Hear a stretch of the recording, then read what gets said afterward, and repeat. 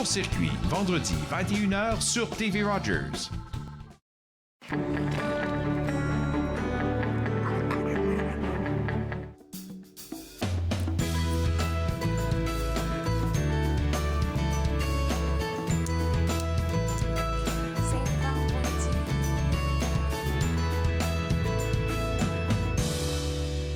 Bonjour et bienvenue entre nous exclusivement sur les ondes de TV Rogers. Je suis Claude Andrea Boni et je me ferai un réel plaisir de passer la prochaine heure avec vous.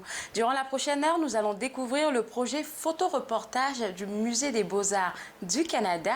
Notre conseiller financier, Cédric Larigaldi, sera aussi des nôtres. Avec lui, on va discuter de comment utiliser intelligemment la carte de crédit. On aura aussi Jean-François Soriol, notre expert en sécurité informatique, avec qui on va discuter des pour et des contre de la technologie, et aussi notre physiothérapeute Arthur Coinco qui a décidé aujourd'hui de nous parler des tensions au cou et au dos. Et avant que tout cela ne commence, j'ai quelques informations à vous partager. Et vous savez évidemment que ça fait quelques jours que la ville a amorcé la première étape de déconfinement de la province en donnant accès aux installations à des parcs. Et j'ai une mise à jour concernant les activités permises et interdites dans les parcs que je vais partager avec vous. Alors je vais commencer par ce qui est permis. Alors, il vous est permis de faire voler un cerf-volant, faire des exercices et des étirements et laisser les enfants courir et dépenser un peu d'énergie. Il est aussi permis d'utiliser les bancs, les tables à pique-nique et les abris. Il est permis d'utiliser les rampes de mise à l'eau ou les quais. Il est permis de promener son chien dans un parc pour chiens clôturés et dans les parcs là où il est permis de le faire.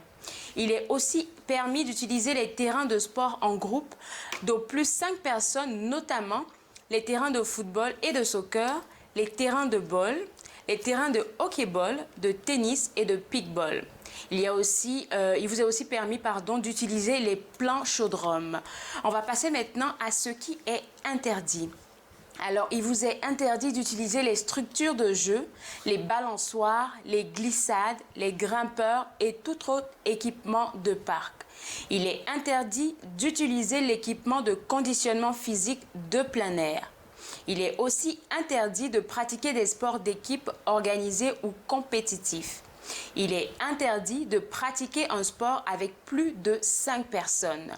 Il est finalement interdit de se rassembler ou jouer à des jeux en groupe de plus de 5 personnes si elles ne font pas partie du même foyer. Alors, je vais faire un petit résumé, un petit récapitulatif de ce qui est permis ou ce qui n'est pas permis. Donc, les installations sportives de plein air et les terrains polyvalents sont maintenant ouverts, y compris les terrains de ball, les terrains de soccer, les terrains de disque golf, les cours de tennis, les terrains de paddle tennis, les installations de tennis de table et les terrains de pick-ball, les terrains de basketball et les planchodromes. En outre, les aires pour chiens sans laisse, les bancs, les aires de pique-nique et les abris sont de nouveau accessibles au public. Les terrains de sport sont ouverts uniquement pour un usage occasionnel et pour des groupes ne dépassant pas 5 personnes. Il faut en tout temps respecter la distanciation physique de 2 mètres. Alors, les interdictions provinciales sont toujours en vigueur en ce qui concerne les structures de jeu, les balançoires, les glissoires, les aires de jeu d'eau, les pataugeoires et le matériel d'exercice. Ce que j'aime bien avec tout ce que la ville est en train d'organiser, c'est que si vous vous promenez dans un parc, il y a des ambassadeurs qui sont là pour vous aider. Si vous avez des questions, ce sont des personnes qui ont des chandails verts et puis vous pourrez les approcher et puis leur poser les questions que vous avez envie de leur poser. Ils auront les réponses à toutes vos questions. Mais entre-temps, on sait que c'est le week-end. Aujourd'hui, vendredi, il y a du beau soleil. Je suppose que le week-end, ça sera pareil. Enfin, on l'espère. Si vous voulez planifier une sortie en famille avec vos personnes à la maison, visitez le www.ottawa.ca pour avoir effectivement la liste des choses à faire et à ne pas faire et pourquoi pas profiter de votre week-end. Ça, c'était les informations qui nous venaient de la ville d'Ottawa. Et maintenant, je vais revenir à l'émission pour vous dire qu'aujourd'hui, on va discuter de beaucoup de choses intéressantes. On va discuter avec Nathalie Manta du Musée des Beaux-Arts du Canada, avec elle, on va découvrir un projet sur lequel elle travaille depuis bien longtemps, le projet photoreportage. C'est super intéressant. Je vous demanderai de rester durant la prochaine heure pour avoir avoir plus d'informations. On a aussi notre conseiller financier, Cédric Larigaldi, qui a décidé de nous parler de comment utiliser intelligemment la carte de crédit, ce que beaucoup d'entre nous, dont moi, ne savons pas. Et je pense qu'avec lui, on va démêler plein d'affaires.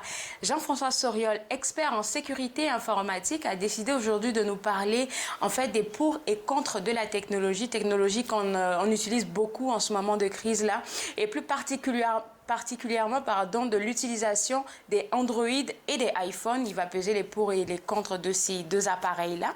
Et pour finir, pas pour finir, mais en fait, juste après la pause, on va parler avec Arthur Coinco, notre physiothérapeute. Il a décidé, comme je le disais aujourd'hui, de nous parler des problèmes au cou, au dos, et il aura plein d'exercices à nous proposer. Restez avec moi, on se voit juste après la pause. Regardez Entre nous, exclusivement sur les ondes de TV Rogers.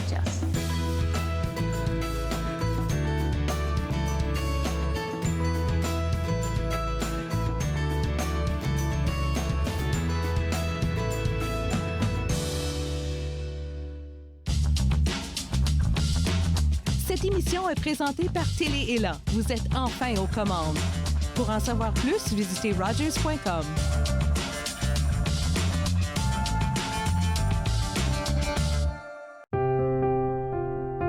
Les commerces, les restaurants et les services locaux d'Ottawa font partie importante de notre tissu urbain.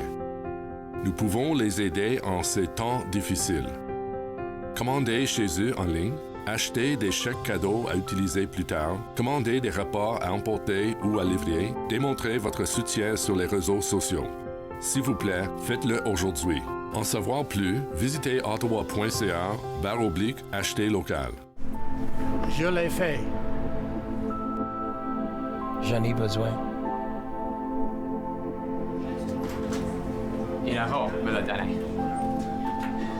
Je suis vivante. En tant que donneur d'organes, vous pouvez sauver jusqu'à 8 vies et en améliorer autant que 75 autres. S'il vous plaît, visitez notre site web et engagez-vous au cadeau de la vie. Vous serez heureux de l'avoir fait. Merci. Pour la première émission de Regard, on présente quelques nominés du Gala Trior, on visite le studio d'art de Marie Léger et on rencontre deux vétérans de la guerre d'Afghanistan. Regard, jeudi 19h sur TV Rogers.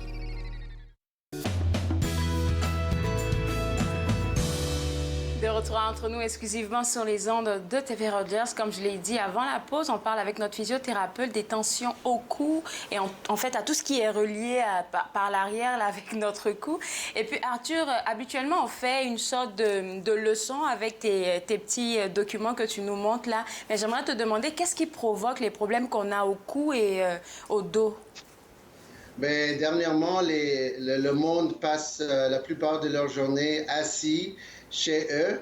Alors, pour cette circonstance, des tensions au cou et au dos, c'est à cause que eux, ils sont très fléchis, ils restent assis et aussi, ils sont un peu stressés. Alors, avec tous ces facteurs, ça cause la tension musculaire.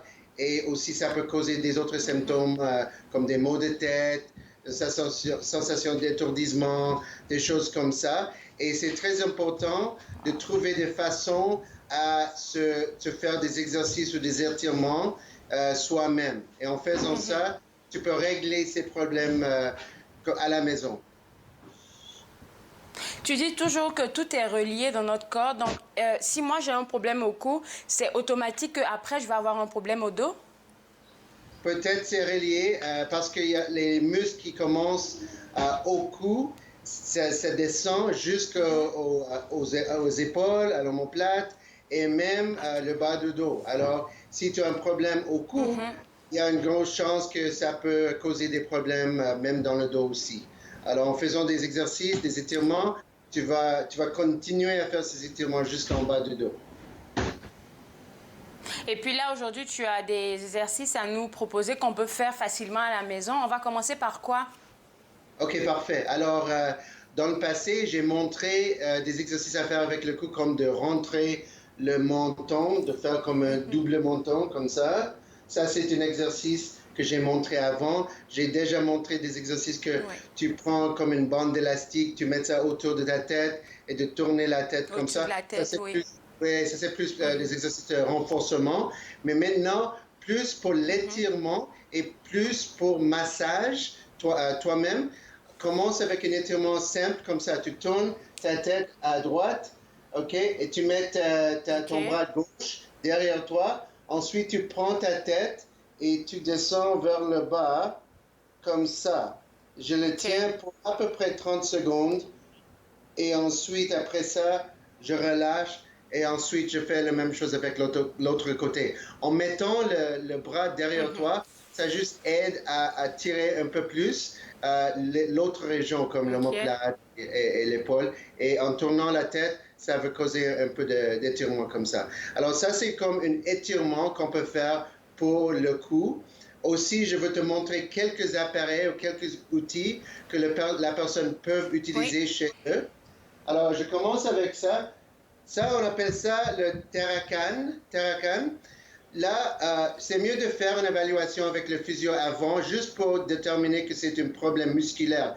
Et lorsqu'on se trouve qu'on confirme que c'est un problème musculaire, on peut suggérer des exercices à faire avec ce canne. Alors, ce canne, c'est fait en plastique, il y a des boules, et les bulles, c'est comme mon pouce. Alors, la personne va mettre ça derrière lui ou elle, comme ça, de trouver des points qui sont sensibles et juste de tirer comme ça. En mettant de pression, ça va soulager et réduire la tension. Ça, c'est le premier outil. Deuxième, c'est un autre outil avec des deux bulles, des appuis comme ça, je le tiens. Ça, c'est plus pour le cou, parce que c'est très difficile. Ça doit être bon à faire, ça. Oui. Si tu vois comme ça, je mets ça derrière moi, sur mon cou des deux côtés, et je juste tire, et les boules vont rouler comme ça, et je le sens comme une relaxation des muscles au cou. Et ça, c'est formidable. C'est excellent qu'on peut faire chez toi lorsqu'on attend l'ouverture de la clinique de physio. Aussi, ce qu'on peut utiliser, c'est une balle. Alors, j'ai une balle de tennis dans une chaussette. J'ai mis ça parce que si je le mets derrière moi comme ça, je le tiens. Si je suis côté d'un mur, je penche sur le mur et je fais des mouvements comme ça, des mouvements de rotation. La balle va pousser sur les points sensibles, les muscles qui sont très vulnérables, et ça va relaxer et aider à relaxer tout ça. Alors, si on revenait un peu sur la Caracan, je crois que je le dis bien, j'espère, en tout cas, que tu nous as montré le premier outil que tu nous as montré. Oui. Je vois que quand tu le mets, en fait, il s'arrête juste, je dirais, à la mi du dos. Donc, c'est vraiment pour travailler les omoplates et le cou, c'est ça? C'est ça, exactement. Alors, comme je dis avant, ça, c'est excellent pour attaquer les muscles autour de l'omoplate et aussi de l'épaule. Mais tu peux descendre aussi. Alors, comme on a parlé avant, que tout est relié, on peut aller juste en bas du dos aussi. Ça, c'est excellent pour aider à traiter ou à masser le reste du dos en bas. Ce qui est très important aussi, que je te de noter, c'est la respiration. Parce que les personnes restent assis comme longtemps, la plupart des personnes respirent juste en haut. Alors, en respirant comme ça en haut, ça stimule un système sympathique qui cause le stress, la tension. Et c'est important de respirer avec notre diaphragme, de rentrer plus de l'air dans notre diaphragme. Des grosses respirations qui vont aider à réduire la tension et aider les personnes à se mettre plus détendre. Ça, c'est un outil merveilleux que tu partages avec nous, là, la respiration. On n'avait jamais parlé de ça quand on parlait tout le temps des exercices. C'est la première fois, en tout cas, qu'on en parle. Oui.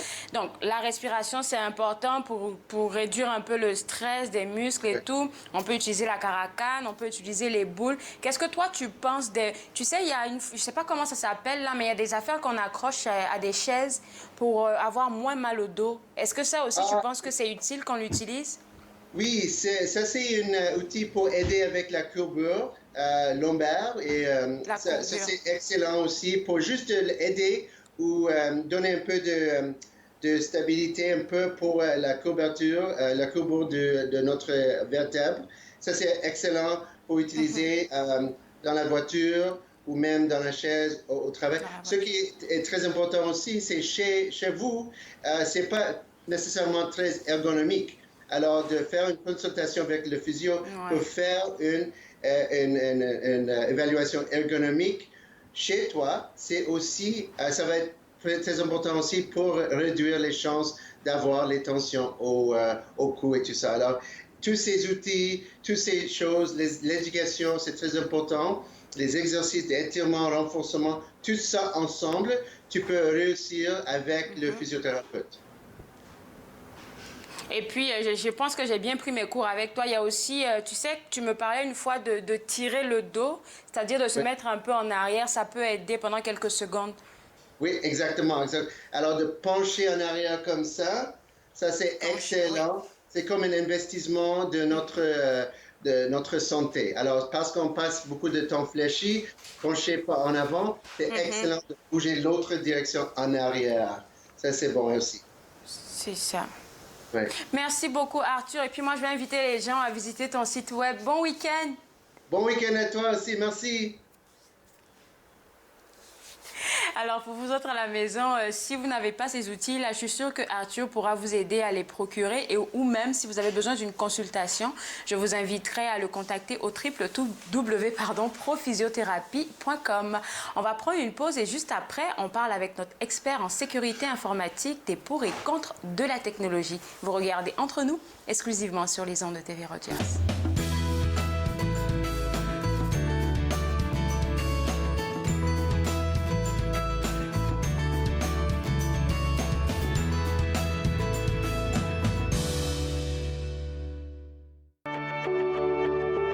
Voici les ressources disponibles durant la crise du coronavirus dans la grande région d'Ottawa.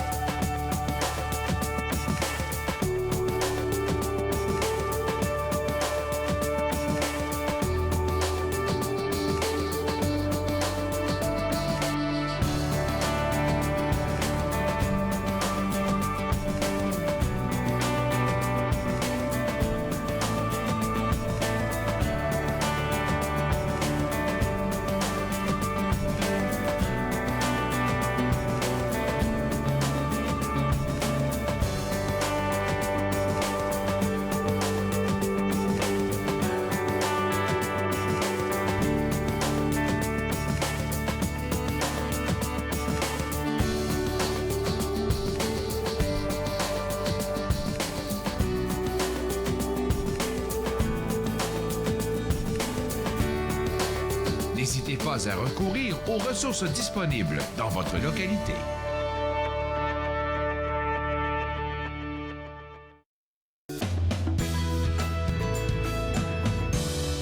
De retour entre nous exclusivement sur les ondes de TV Rogers. On parle maintenant des pour et contre de la technologie avec notre expert en sécurité informatique Jean-François Soriol. Et aujourd'hui, tu as décidé de nous parler particulièrement des téléphones. Des téléphones cellulaires, principalement de deux technologies. Bien sûr, les iPhones et les Android. Il y en a quelques autres, mais disons qu'avec ces deux-là, on peut faire le tour de la situation. Toi, tu as un iPhone ou un Android? Tu sais que ça m'a fait rire. J'ai un iPhone, mais ça m'a fait rire quand tu as parlé des deux appareils Android et iPhone. Pourquoi? Parce que, tu sais, avec les Android, là, il y a tellement de marques, comme tu l'as dit, là, qui apparaissent. Et c'est tellement beau, on a envie de les avoir. Mais est-ce que c'est sécuritaire pour nous? On ne se pose pas souvent la question. Exactement. Donc, parlons de comment... quels sont les paramètres pour analyser ces deux technologies-là? Il y a le téléphone, il y a le logiciel du système d'exploitation, moi j'appelle ça le système du téléphone, et il y a les applications. Parlons du logiciel du téléphone lui-même, puis du logiciel qui est à l'intérieur du système d'exploitation. Pour iPhone, le téléphone lui-même, le logiciel à l'intérieur, c'est tout bâti par iPhone. C'est tout bâti par Apple. Qui fait en sorte que s'il trouve une faille dans le logiciel d'exploitation, dans le iOS, il y a une mise à jour et toi, tu te fais appeler, ton téléphone te donne une indication lorsqu'il y a une mise à jour pour que tu l'installes, puis ils peuvent même te donner un rappel là, tout le temps. Donc, avec le iPhone, c'est Apple qui produit le téléphone et le logiciel, et les mises à jour sont vraiment fréquentes et vraiment presque automatiques. Tu la reçois tout de suite. C'est vrai. Ça, c'est iPhone. Souvent, c'est fatigant, là. Ouais. Oui, mais c'est important de les mettre. Lorsque ton téléphone te dit qu'il y a une mise à jour, il faut faire la mise à jour. Sinon, tu fais juste ouvrir la fenêtre encore plus long pour qu'un hacker puisse rentrer. Bon, on s'entend. Mais avec Android, c'est bien différent. Ouais. Avec Android, en fait, c'est le logiciel d'exploitation, c'est si tu veux, le iOS de Android. Mais Android, c'est le logiciel qui est produit par Google et qui est donné à Nokia, à Samsung, à OnePlus, à d'autres compagnies comme ça, qui, eux, le prennent et ils font des petites modifications, puis ils l'installent dans leur téléphone, dans les 50 différentes versions de téléphone qu'ils ont. Point pour comprendre, par contre, c'est que puisque le producteur du téléphone, qui fait des petites modifications, qui insère le logiciel d'exploitation, le Android dans son téléphone, le producteur du téléphone, lui, il va faire des petits changements. Puis si Google, qui produit Android, trouve des failles sur Google, va produire une mise à jour, mais Samsung peut prendre jusqu'à 2 ans avant que te donner la mise à jour que tu puisses l'installer. C'est long ou c'est souvent toi-même qui dois prendre l'initiative de le faire, en fait. C'est ça que j'avais remarqué quand j'avais un Android. Absolument, mais en fait, même si Google a trouvé une faille, a fait une mise à jour, puis la distribue, toi, tu peux pas aller la chercher du site de Google. Il faut que tu attendes que Samsung te la publie. Qui fait en sorte que sur l'environnement Android, il y a des failles de sécurité qui sont ouvertes et qui ne sont pas comblées pendant des années, pendant 1 an ou 2.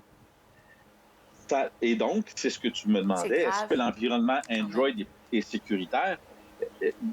Lorsque tu l'achètes, il y a jusqu'à 165 failles de sécurité qui existent sur Android qui ne sont pas comblées lorsque tu achètes le téléphone. Donc, le téléphone Android lui-même, tout seul, il est plein de trous. Plein de trous. Et des trous qui vont se découvrir au fur et à mesure, qui vont prendre encore plus de temps à être comblés. Donc, les hackers savent ça. Donc, il y a plus de virus créés pour l'environnement Android que pour les téléphones iPhone, les Windows, toutes réunis ensemble, parce que on vit sur nos téléphones, puis les hackers savent que les Android sont bourrés de trous et que la majorité des utilisateurs ne savent pas comment les combler. Bon. Puis là, on rajoute une autre. Je sais que tu as la solution pour nous autres, là. Absolument. Mais là, il faut rajouter un autre aspect, l'aspect du Application Store. Là où tu vas chercher des applications. Sur iPhone, tu peux seulement aller chercher des applications sur le Apple Store. Et toutes les applications, et ce store-là est vraiment bien contrôlé. Il y a très peu d'applications qui sont ajoutées à ce store-là qui ont des failles de sécurité ou qui ont des arnaques, des choses. Avec Google, tu as le Google Play Store. Mais le Google Play Store n'est pas la seule place où tu peux aller chercher des applications pour Google, pour Android. Tu peux acheter l'application n'importe où. Ça fait que des jeunes qui, malheureusement... C'est vrai, pendant que j'y pense. Oui. Absolument. Ils vont chercher l'application n'importe où, ils installent ça, puis il peut y avoir... Si, par contre, avant de rajouter de la sécurité sur ton Android, là, tu vas être sécurisé. Et c'est ce que je recommande. Donc, parlons sécurité. C'est vrai. Oui, parlons sécurité. iPhone, tu peux pas rajouter de la sécurité sur iPhone. La façon que c'est bâti... Parce que tout est déjà bâti pour la sécurité. C'est ça. La façon que c'est bâti, tu peux pas rajouter un petit logiciel qui va entre le téléphone puis l'Internet. C'est ce que je recommande pour Android, mais tu peux pas le faire pour iPhone. il y a des contrôles parentaux, des choses comme ça que tu peux faire. Il y a des sites que tu peux aller vérifier. C'est plus difficile de contrôler un iPhone que tu donnes à ton enfant et de savoir qu'est-ce que ton enfant a fait. C'est plus difficile. Avec Android, on en a parlé des dizaines de fois. Un logiciel qui est formidable, il faut rajouter une protection, mais aussi il faut rajouter un logiciel de supervision de nos jeunes, on en a parlé bien des fois, Online Family de Norton, qui te permet de savoir tous les sites web que ton enfant a visités sur son téléphone, toutes les vidéos YouTube qu'ils ont regardées, tous les nouveaux amis à qui il a parlé sur Instagram, quoi que ce soit. Donc, moi, pour les jeunes, je recommande Android, qui coûte beaucoup moins cher. On rajoute une sécurité. Bon, je parle de Sophos Mobile Security, ou on avait parlé de Norton, Kaspersky, il y a plein de compagnies, entre 3-4 sur les SDAP que je présente. Faut rajouter une sécurité sur Android. Mobile Security, là, je pense que c'est celui-là qui est beaucoup plus connu. La petite affaire verte, là, oui. Ouais. Exactement. Donc, Mobile Security, puis là, ça te prévient contre les virus, contre les attaques, contre les failles de ton Android. Donc, ça, c'est un. Deuxième chose, il faut rajouter, pour les jeunes, lorsqu'on donne un Android à un jeune, il faut rajouter un logiciel de supervision. C'est le même logiciel que je propose pour l'ordinateur des jeunes. C'est le même profil, c'est la même chose, mais tu installes ce logiciel-là sur leur téléphone et automatiquement, lorsqu'ils allument leur téléphone, les contrôles que tu as instaurés, bon, ils ne peuvent pas visiter de sites où il y a de la violence, où il y a des armes à feu, où il y a de la pornographie, quoi que ce soit. Et automatiquement, lorsque tu as installé ça, les mêmes protections que tu as installées sur leur ordinateur vont s'appliquer aussi sur leur téléphone. Et toi, toutes les semaines, tu reçois un petit rapport qui te dit qu'est-ce que ton enfant fait. C'est vraiment ce que je recommande. Donc, iPhone pour les plus vieux.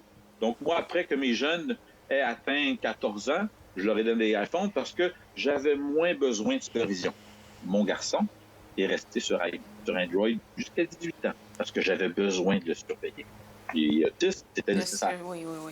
Donc, ce logiciel-là, même moi-même, je ne sais pas si tu serais d'accord avec moi, là, mais je dirais qu'on pourrait pousser même un peu plus jusqu'à peut-être 16 ans, 15 ans, 16 ans par là, avec le Android, au moins pour suivre ça. Et puis bon, 17, 18, là, qui était assez responsable, tu es assez grand, on te laisse aller avec un iPhone. En tout cas, ça c'est En fait, moi, tu as tout à fait raison. En fait, ça dépend de nos jeunes. Moi, comme je dis, je recommande qu'un enfant ne devrait pas avoir d'ordinateur dans sa chambre, la porte fermée, avant d'avoir 16 ans. Mes deux filles ont eu un ordinateur à 13 ans dans leur chambre. Okay. Mais ils m'avaient montré qu'ils étaient très matures, qu'ils comprenaient la sécurité, qu'ils faisaient des bons choix. Mon garçon a un ordinateur dans sa chambre à 18 ans parce qu'il n'avait pas montré ces choses-là. À 18 ans, papa, il a décroché un petit peu. Je la chose-là. Mais c'est exactement, tout à fait raison. On comprend quelle est la maturité de nos jeunes. Puis si notre jeune nous a montré qu'il est capable, il ou elle est capable de bien faire des choix, à ce moment-là, on peut décrocher. Mais en tant que parent, c'est un de mes dictons, c'est d'une responsabilité parentale la sécurité de nos jeunes. C'est pas parce que maintenant on est sur le web que là, c'est plus notre job. Puis là, avec passe sur online, puis avec les enfants ne sont pas à l'école, ils passent beaucoup de temps là-dessus. En tant que parent, là, il faut savoir qu'est-ce que nos jeunes font. Donc, toutes ces consignes-là, Android pour les plus jeunes, la sécurité, le logiciel de supervision, puis comme ça, on est bien sécurisé, puis on sait qu'est-ce que nos enfants font. Puis la sécurité additionnelle sur notre Android nous prévient d'avoir des virus, puis ces choses-là. Donc, vraiment... Donc, le seul conseil que je retiens pour aujourd'hui concernant les iPhones, là, c'est qu'il faut juste suivre, en fait, comment je vais dire, pas ton update, là, en tout cas, le update de ton téléphone, quand il te le signale, il faut juste le faire. Il n'y a rien d'autre à faire, c'est-à-dire pas bâtir une nouvelle sécurité. Non, tout est déjà fait. Tout à fait raison. Oui, pour les iPhones. Mais on s'entend, un iPhone, pour un plus jeune, c'est 1 000 $ un iPhone, ou à l'autour de ça. Un Android, c'est 250.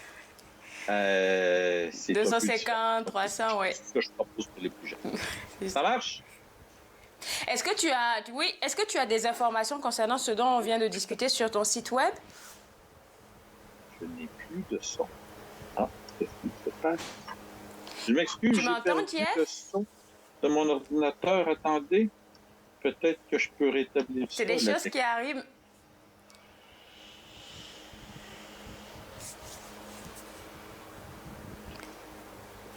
JF, tu m'entends?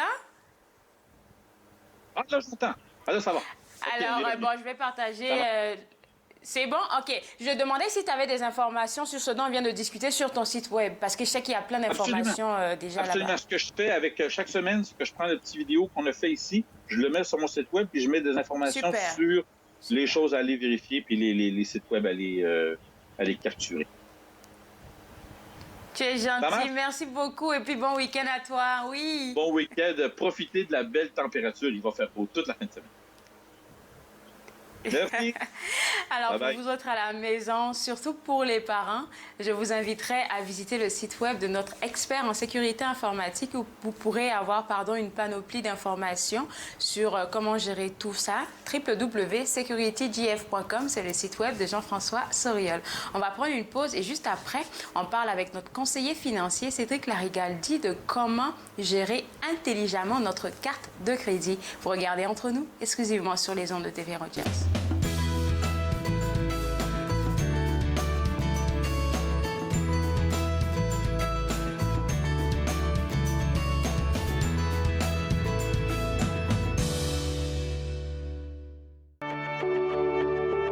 Voici les ressources disponibles durant la crise du coronavirus dans la grande région d'Ottawa.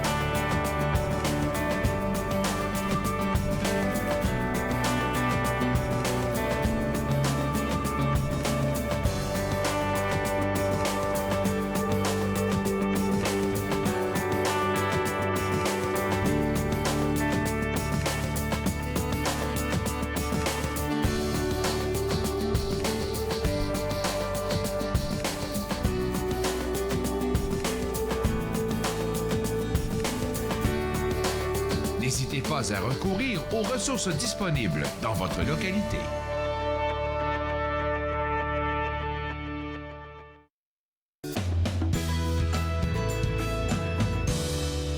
De retour entre nous exclusivement sur les ondes de TV Rogers, comment utiliser intelligemment notre carte de crédit? Je pense que Cédric, tu vas répondre à cette question. Et moi, je vais commencer par te demander comment tu pourrais nous expliquer ce qu'on appelle la ligne de crédit, dans un français terre à terre, là. La ligne de crédit, en fin de compte, c'est une boîte où vous pouvez aller prendre de l'argent. Donc, l'institution financière vous dit, voilà tel montant. Tu peux aller le prendre quand tu veux. Moi, je ne vais pas regarder du tout ce que tu fais avec. Tu peux en remettre, en redéposer. Ce que je veux, c'est que tu payes à chaque fois un petit peu. Et c'est là où les institutions financières font pas mal d'argent parce qu'on a tendance à aller chercher et on a tendance à oublier de rembourser. Mais avant tout, oui, les cartes de crédit, super important, on l'utilise tous les jours. Conseil numéro 1, il est important d'avoir une, voire au mieux 2 cartes de crédit, chacun à son nom. Donc si vous êtes en époux, si c'est votre mari qui a une carte de crédit et puis vous êtes tous les deux dessus, c'est bien, mais il en faut une au moins à votre nom. Pourquoi? Parce que le jour où vous faites une demande de prêt, donc l'achat d'une maison, d'une voiture, payage de dette, c'est comme ça qu'on va pouvoir voir si vous êtes un bon ou un mauvais payeur. Donc imaginons que vous vouliez une assurance voiture et puis que ça fait 25 ans que vous n'avez pas conduit de voiture. La première chose, on va dire on n'est pas sûr que vous soyez un bon conducteur. Bah pourquoi? Parce que ça fait 25 ans que vous n'avez pas conduit. Donc là, si vous n'avez pas de carte de crédit à votre nom, si vous n'avez rien, les gens se disent « Ah, c'est super, j'ai pas de dette, j'ai pas de carte de crédit, c'est génial ». Oui, mais le jour où vous voulez faire un prêt, on va vous dire on n'est pas capable de savoir si vous êtes un bon quelqu'un qui va payer vos dettes ou pas. Donc au moins une carte, l'idéal, ça serait 2 par personne. 2 par personne. C'est quelque chose qu'on ne nous explique pas quand on part à la banque et qu'ils nous proposent des cartes de crédit. On ne nous explique pas tout ce qui est au contour, surtout pour les nouveaux arrivants. La petite chose, il faut faire attention, lorsque vous recevez votre relevé, on vous donne le minimum à payer. Donc, par exemple, vous devez 2000 $ sur votre carte de crédit, et puis on va vous dire, vous avez juste un 50 $ à payer. Bon, l'idéal, c'est de payer le 2000, c'est-à-dire de ne pas dépenser plus que ce que vous êtes capable de payer. Pourquoi ? Parce que c'est là où les intérêts vont arriver rapidement. Surtout que si on met un délai, à partir de 91 jours, voire même 60, on pourrait avoir une baisse dans notre code de crédit. On a déjà parlé de notre code de crédit dernièrement. Donc, la vie n'est pas toujours simple, mais c'est pour ça que la ligne de crédit peut aider. Donc, si vous ne pouvez pas payer votre carte de crédit, il faut mieux aller chercher l'argent sur votre ligne de crédit et la payer. 1, ça vous coûtera moins cher. Et 2, la ligne de crédit n'est pas considérée un petit peu comme une facture à payer, alors que la carte de crédit est une facture à payer tous les mois, qu'on le veuille ou non. Donc l'impact est un petit peu différent. Donc si vous ne pouvez pas payer parce que vous venez de perdre votre emploi à cause de la Covid-19, le toit est à refaire et puis c'était pas prévu parce que vous avez fait une réparation voiture en même temps, bref, des petites choses qui vont pas, la ligne de crédit peut être là pour vous aider. C'est sûr que l'idéal, c'est de mettre de l'argent de côté tous les mois, même si on ne l'investit pas, mais au moins de mettre de l'argent. Pourquoi ? Parce que on sait que la vie fait que c'est pas toujours facile. Donc au moins vous avez votre petit coussin. Est-ce que sur les cartes de crédit, l'intérêt qui va s'ajouter, il est calculé quotidiennement ? Il est calculé quotidiennement. Tous les mois, vous avez votre cotisation. Donc on est en général, selon les institutions, aux alentours de 20%. Je sais que M. Justin Trudeau a fait une demande aux institutions de baisser ce taux-là durant la Covid-19. Pourquoi ? Parce que les gens ont moins de rentrée d'argent.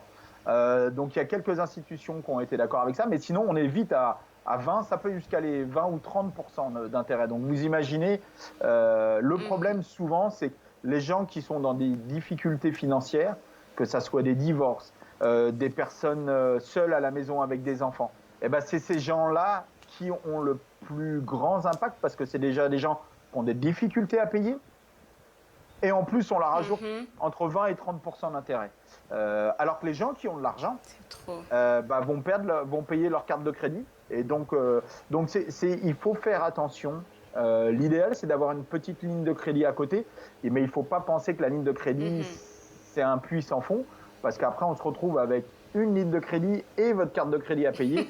Et là, les intérêts arrivent vite. Oui, tu sais, je te dis plus d'une fois là que j'ai pas eu, en tout cas au départ, j'ai pas eu une bonne éducation sur la carte de crédit, fait que j'avais peur même de l'utiliser. Mais il faut dire qu'il y a des avantages parce que si on revient un peu sur le thème de code de crédit dont tu nous as parlé, je pense il y a 2 semaines, il y a un rapport parce que plus tu l'utilises et que tu fais tes paiements à temps, tu te bâtis une belle carte de crédit. Exactement, il faut utiliser votre carte de crédit, même si c'est pour aller payer votre Tim Hortons une fois par mois, ou votre paiement de quoi que ce soit. Il faut l'utiliser. Si vous ne l'utilisez pas, on ne sait pas si vous êtes un bon ou mauvais payeur, parce que c'est comme ça qu'on va voir. Donc, il ne faut pas avoir 5 cartes de crédit. N'acceptez pas dès qu'on vous dit « Oh, mais vous savez, si vous achetez chez nous, vous pouvez juste avoir un… » 2, c'est bien, parce qu'on est capable de gérer. Les institutions, vous allez au à l'hypermarché, n'importe où, je ne veux pas donner de… Et puis on vous dit, si vous prenez notre carte de crédit, vous pouvez payer sur 12 mois sans frais. Donc on a tendance à les utiliser, mais il ne faut pas en avoir trop, parce qu'à l'inverse, trop, sachez que lorsque vous faites une demande de prêt hypothécaire, par exemple, on veut savoir toutes les cartes de crédit que vous avez. Et si vous avez par exemple une limite de 10 000 $ sur chaque carte et que vous avez 3 cartes, c'est comme si vous aviez un crédit de 30 000 $ déjà aujourd'hui, alors que vous n'avez rien. Vous n'avez pas de prix d'argent dessus, mais eux se disent que c'est de l'argent disponible. Donc vous pourriez aller chercher 10 000 $ sur les 3 cartes demain matin. Vous avez cette option-là. Donc pour eux, ils voient que c'est un crédit déjà en cours, alors que vous n'avez aucune dette. Donc il faut faire attention, il faut avoir un peu de cartes, mais pas trop. Pas trop. Et qu'est-ce que toi tu penses des avances de fonds sur les cartes de crédit? C'est toujours pareil. L'avance de fonds, il faut savoir que tout ce qui est… Moi, ma maman me disait une phrase, tout ce qui est gratuit coûte cher. Donc quand on vous offre de l'argent, c'est qu'il y a quelque chose qui n'est pas normal. Il n'y a personne qui veut il y a personne qui veut dire tiens, prends $2000, il n'y a pas de problème. Non, c'est pas possible. C'est trop beau pour être vrai. Comprenez d'abord dans quoi vous engagez là. Exactement. Même ma grand-mère qui me donnait un petit peu de sous, elle voulait un câlin en échange. On est d'accord. Donc rien n'est gratuit. Donc il faut faire attention au niveau des avances d'argent. La meilleure solution, si vous êtes dans une situation délicate, comme en ce moment, allez voir votre institution bancaire, discutez, voir quelles sont vos options. Ne restez pas tout seul. Allez chercher de l'aide. Oui, c'est difficile parce que quand on est au fond du trou, on n'a pas envie d'aller chercher de l'aide. Mais c'est important de discuter avec votre institution financière. Surtout que hier, oui, c'est hier, il y a eu une annonce. Les règles pour les prêts hypothécaires ont changé. Avant, on pouvait aller chercher de l'argent sur votre ligne de crédit pour le premier dépôt. Aujourd'hui, à partir du 1er juillet, vous ne pourrez plus le faire. Votre code de crédit également va avoir un impact. Donc, la facilité de prendre un prêt hypothécaire va changer d'ici le 1er juillet. Donc, c'est pour ça que c'est important de réviser de temps en temps. Ça arrive d'avoir des dettes. On a tous eu des mauvaises journées, des mauvaises années, un prêt hypothécaire qui ne marche pas comme on veut, quelqu'un qui tombe malade dans la famille, des problèmes de santé importants, une perte d'emploi. Ça fait partie de la vie de tous les jours. Il est important d'aller discuter avec votre institution pour trouver une solution. Parce que c'est là où l'engrenage, lorsqu'on rentre dans la mauvaise chose, lorsqu'on a, moi je connais du monde qui a 10, 15, 25 000 $ à payer sur votre carte de crédit à 20% par an, ils ne s'en sortent pas. Oui, c'est ça. Donc, ce que je comprends comme message de ce que tu viens de dire là, c'est qu'en fait, notre institution bancaire, là, elle est normalement notre allié, et pas notre ennemi. Donc, on peut juste aller la voir pour exposer le problème s'il y a et puis trouver une solution ensemble. Oui, et n'hésitez pas à aller voir à haute part si pour différentes raisons la communication ne passe pas. Et vous avez d'autres institutions. Lorsque vous n'êtes pas content avec votre coiffeur, vous allez voir un autre coiffeur. Ben là, c'est pareil. Rien ne vous empêche d'aller dire « Ok, mon institution bancaire ne m'aide pas comme je veux. Est-ce que je peux aller voir quelqu'un ?» Parlez autour de vous. Allez demander à votre frère, votre soeur, votre beau-père. C'est qui ton institution? Est-ce que tu es content avec ton agent financier? Oui, non. Parce que quand on est au fond du trou, les solutions existent, mais si on n'en prend pas, les cartes de crédit, les institutions financières font beaucoup d'argent avec les cartes de crédit. Donc il faut trouver le juste milieu. C'est un peu comme... c'est un peu comme notre ami, ennemi. Il faut trouver le juste milieu en utilisant le bon côté des institutions financières sans se faire avoir avec 25 cartes de crédit qu'on ne puisse plus payer. C'est ça. Et puis moi, je vais terminer avec cette astuce que tu m'as partagée, je pense il y a 3 semaines ou un mois, où est-ce qu'il faut vraiment se mettre un rappel pour pouvoir faire les paiements à temps pour vraiment garder cette bonne cote de crédit là qu'on a. Exactement. Donc vous pouvez vous faire des rappels. Vous êtes censé normalement recevoir votre relevé tous les mois. Essayez de ne pas dépenser plus que prévu. Ça, c'est sûr que c'est pas toujours facile. Oui. Et sinon, demandez une ligne de crédit qui va pouvoir vous aider à travailler sur les mois les plus compliqués. C'est ça. Merci beaucoup, Cédric. Bonne journée. On se voit la semaine prochaine. Oui. Ciao. Alors, pour vous autres à la maison, je vous demanderai, si vous avez des questions, de visiter son site web www.aspirewealth.ca. Déjà, pour vous informer. Et deuxièmement, si vous avez des questions, comme je l'ai mentionné, vous lui envoyez les questions et nous, on va discuter de ça durant l'émission. On va prendre une pause et juste après la pause, on parle du projet photoreportage du Musée des Beaux-Arts du Canada. Vous regardez Entre nous, exclusivement sur les ondes de TV Rogers.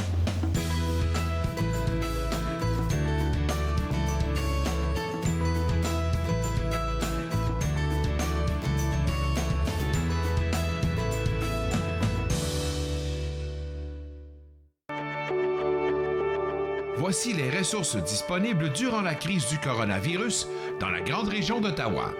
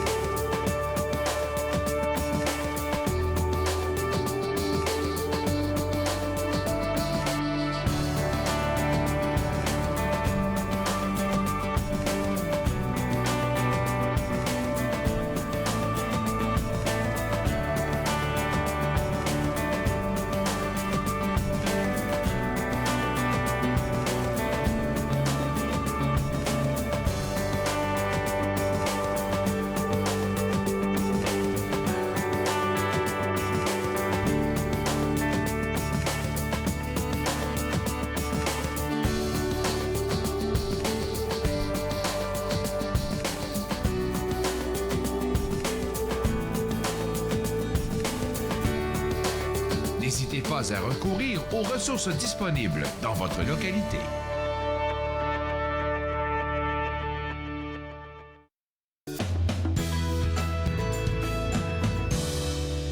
Entre nous exclusivement sur les ondes de TV Rogers. On parle maintenant du projet photoreportage des Musées des Beaux-Arts du Canada. Et Nathalie Manta, qui est gestionnaire des programmes scolaires et jeunesse, est vraiment contente de nous parler de ce projet parce qu'apparemment, tu travaillais dessus. Oui, c'est un beau projet. C'est un site web en ligne. C'était un partenariat avec Bibliothèque et Archives Canada et le Musée virtuel du Canada. Le site web compte 800 photoreportages. Un photoreportage, c'est une forme de photojournalisme qui allie photo et texte pour raconter une histoire. Alors, c'est des histoires qui nous viennent des années 1955 à 1971. Alors, ça nous donne un peu une petite idée de comment c'était au Canada à l'époque. Parce que la mission, c'était vraiment de faire connaître le Canada aux Canadiens. Il y a différents thèmes qui sont élaborés, certains plutôt comiques quand on prend un recul, et aussi maintenant, si on se parle virtuellement, la technologie n'était pas aussi avancée à l'époque et on peut voir des choses intéressantes. Par exemple, il y a une des histoires raconte les bienfaits de l'amiante. Et on sait aujourd'hui que l'amiante, c'est très toxique pour l'humain, mais on voit un regard, comment autrefois on percevait certaines choses. Alors, c'est plusieurs histoires que les gens peuvent aller consulter, regarder. Le site web permet également de faire son propre photoreportage à partir des images du site. Et il y a un guide pour enseignants qui accompagne le tout.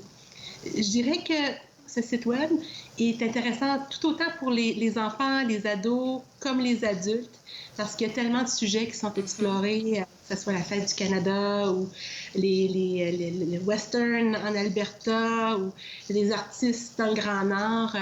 On peut voir une parcelle de notre passé explorée à travers ces photoreportages-là. Tu as parlé de différents sujets. Là, j'ai pu voir, parce que je suis allée voir le site web, il y a 6 différentes thématiques.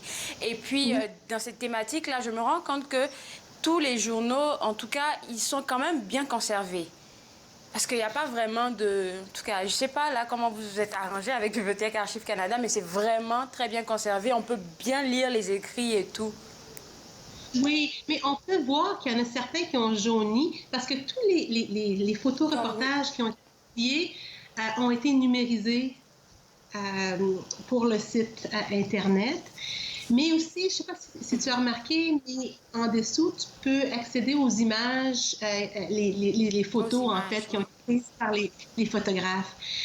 Parce qu'on remarque parfois, en fait, souvent, que les images ont été recadrées pour les fins d'un journal ou d'un livre, souvent la personne qui a fait la mise en page devait recadrer différemment l'image. Alors, on voit comment le photoreportage a apparu, mais aussi on voit ce que le photographe, quelle photo il avait prise. Et puis, j'ai vu une réponse d'un photographe. Je pense que c'est peut-être que c'est le côté pédagogique dont tu nous parlais, où est-ce qu'on posait la question à un photographe, pourquoi les photos sont toutes en blanc et noir? Et puis, lui, il avait une explication pour ça. Oui, c'est vrai. Mais aussi, il faut dire qu'à l'époque, quand on parle des années 50 jusqu'à des années 70, c'était très coûteux de produire des images de couleur. Ouais. Alors, mais en noir et blanc, ça nous donne aussi un peu ça raconte une histoire. Je pense qu'on peut se pencher sur l'histoire qui nous est racontée. C'est différent aussi de voir des photos en noir et blanc. Aujourd'hui, on est tellement habitués avec nos appareils. On se parle présentement virtuellement. On prend des photos avec notre téléphone. On prend 150 selfies. On en garde 2 parce que les autres n'avaient pas d'allure. Mais quand on pense qu'à l'époque, il y a une 50aine de photographes qui ont participé aux photos reportages. Et ces photographes-là partaient à la demande de l'Office national du film. Ils partaient pour des projets photographiques et peut-être prenaient des centaines de photos d'un sujet avec un appareil analogue où est-ce que impossible de voir le résultat, revenaient chez eux, devaient faire développer le négatif, faire des feuilles contacts pour être capable de voir ce que ça avait donné. Alors, c'est une façon tellement différente de travailler la photo.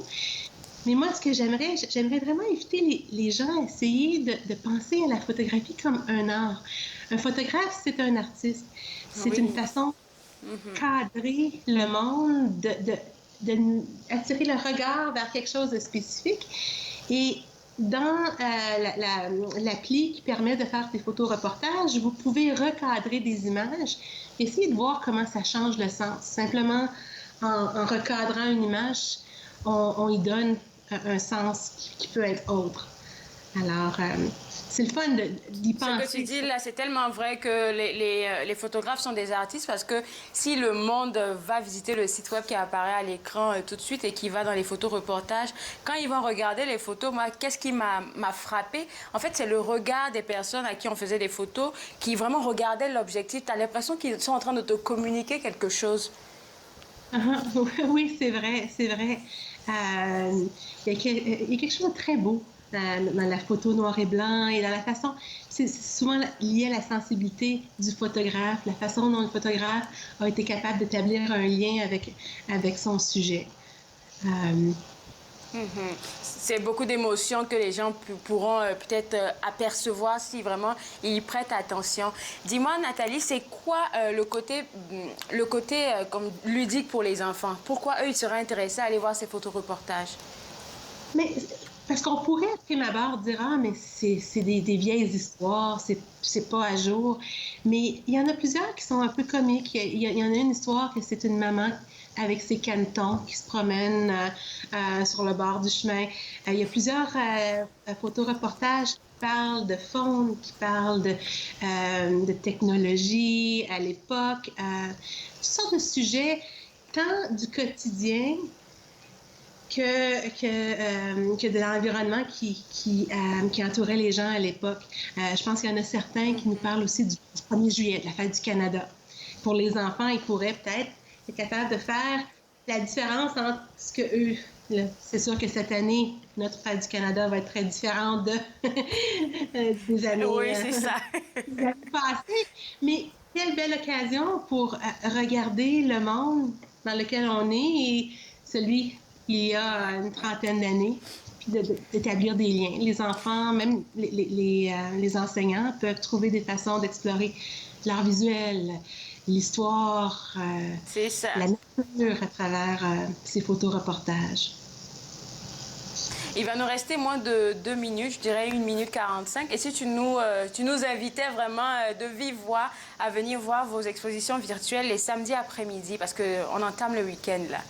Oui, c'est ça. Malheureusement, on n'en a pas demain, mais en général, les samedis après-midi, à 13h en français et à 15h en anglais, on offre des visites virtuelles de la collection. Notre public nous manque énormément. Comme vous savez, on est fermé.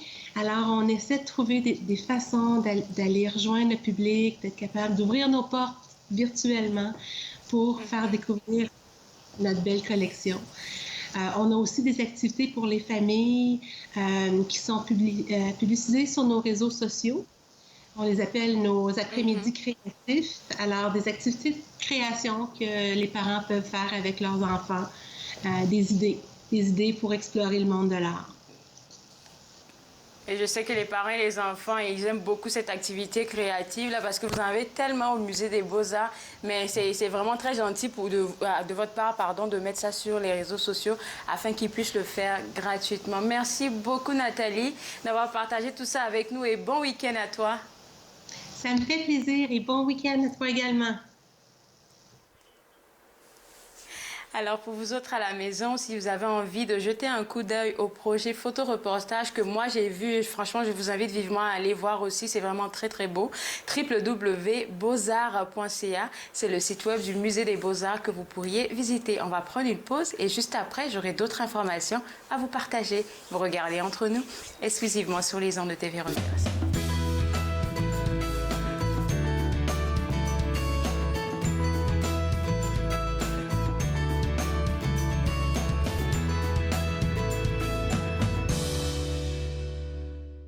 Bonjour, ici Jim Watson. J'aimerais prendre un moment pour remercier tous les travailleurs de première ligne qui continuent de mettre leur vie à risque lors de cette pandémie. Le travail héroïque de nos professionnels de la santé et des premiers intervenants est remarquable.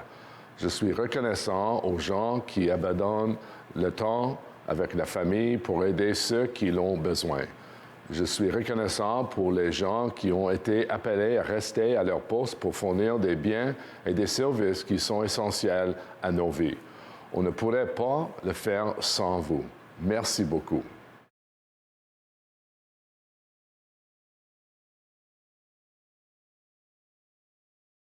Nous sommes la génération qui avait tout, qui a révolutionné la musique, qui savait comment gagner. Et nous savions célébrer. Nous nous sommes unis pour lutter contre la faim chez les enfants. Nous nous sommes unis pour les protéger. Et dans ce monde dangereux, nous devons continuer de les sauver. Même lorsque nous ne serons plus là, en incluant l'UNICEF dans notre testament, nous deviendrons la génération qui a laissé en héritage un monde meilleur. Visitez le unicefleg.ca. À la prochaine émission de Suivez-moi, on découvre les plateformes sociales de l'animateur controversé Kevin Calix. Suivez-moi, jeudi 20h sur TV Rogers. De retour entre nous exclusivement sur les ondes de TV Rogers. Vous savez, c'est le week-end, il fait beau et ils annoncent aussi très beau pour ce week-end. Peut-être que vous pensez à des activités à faire avec votre petite famille. Et si vous pensez à aller dans les parcs, il faut savoir que la ville d'Ottawa a permis des activités et il y a aussi des affaires qui sont interdites qu'il ne faut pas faire. Donc, des choses à faire, à ne pas faire dans les différents parcs qui sont ouverts actuellement. Pour ça, je vous inviterai, avant de planifier votre sortie, à visiter le www.ottawa.ca pour avoir plus d'informations et planifier de planifier bien votre sortie pour ce week-end-là. J'aimerais vous inviter aussi à visiter le site web du Musée des Beaux-Arts, www.beauxarts.ca, et vous allez avoir aussi accès à des expositions virtuelles. Vous pourrez voir ce beau projet dont j'ai parlé aujourd'hui avec Nathalie Manta et ça vous permettra de passer un moment bien en famille. Je vais terminer avec les numéros que j'ai l'habitude de vous donner, des numéros importants que vous devriez avoir à portée de main. Celui de Télésanté Ontario, 1-866-797-00, et celui du Centre de détresse d'Ottawa, 613-238-3311. Sur ce, je vous souhaite un super week-end et on se voit lundi. Au revoir.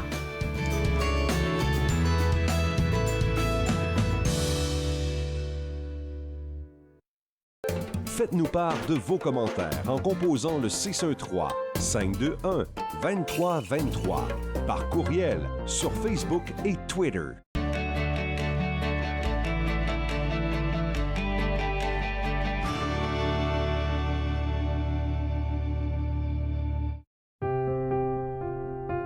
Les commerces, les restaurants et les services locaux d'Ottawa font partie importante de notre tissu urbain. Nous pouvons les aider en ces temps difficiles.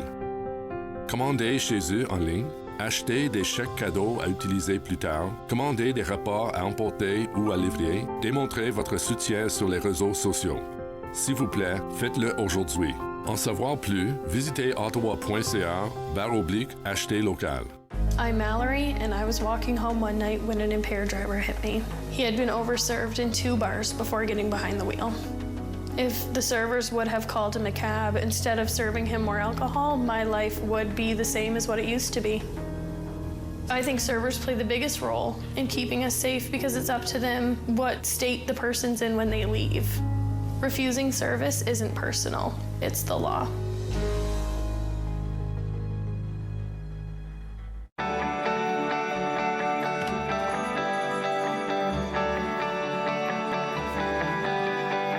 Vous regardez